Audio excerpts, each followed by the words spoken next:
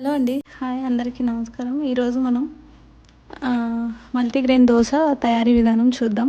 దీనికి కావాల్సిన పదార్థాలు: స్టోర్ రైస్, మినపప్పు, శనగపప్పు, మెంతులు, అలసందలు, అటుకులు, ఉప్పు, వంట సోడా. ఇలా ఒక హాఫ్ కిలో రైస్ని నానబెట్టుకోవడానికి కావాల్సిన క్వాంటిటీ నేను చెప్తాను. హాఫ్ కిలో రైస్, ఒక 150 గ్రామ్స్ మినపప్పు, 50 గ్రామ్స్ శనగపప్పు, మెంతులు ఒక 2 టేబుల్ స్పూన్స్, అలసందలు 50 గ్రామ్స్, అటుకులు 50 గ్రామ్స్. ఇలా ఇవన్నీ నానబెట్టుకున్న తర్వాత 5-6 గంటలు బాగా నానబెట్టి 2 టైమ్స్ వాష్ చేసుకొని నానబెట్టుకోవాలి. ఇలా 5-6 గంటలు నానిన తర్వాత మిక్సీ జార్లో తీసుకొని బాగా గ్రైండ్ చేసుకోవాలి.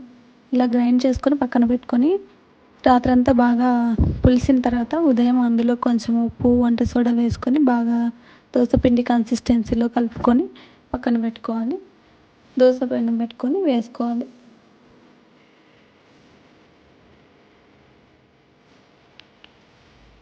చాలామంది ఈ స్టోర్ రైస్ తీసుకోరు దోశకు, అందుకు అవి క్రిప్సీగా రావు, అలాగే టేస్టీగా కూడా ఉండవు.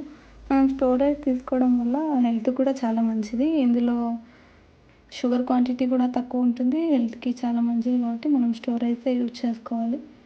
అటుకులు వేసుకోవడం వల్ల దోశకి మంచి కలర్ వస్తుంది. మెంతులు కూడా అలాగేనండి. ఇది వేసిన విషయం కూడా తెలియదు తినే వాళ్ళకి. చాలామంది డైరెక్ట్గా మెంతుల్ని తినలేరు కదా, ఇలా దోశలో వేసుకుంటే దోశకి క్రిప్సీనెస్ వస్తుంది, మంచి కలర్ కూడా వస్తుంది.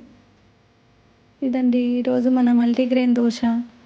మీరు ట్రై చేయండి. ట్రై చేస్తే ఎలా ఉందో చెప్పండి, కమెంట్ చేయండి. ఇంకా ఇలాంటి వీడియోస్ కోసం నా ఛానల్ని సబ్స్క్రైబ్ చేయండి. Thank you for watching.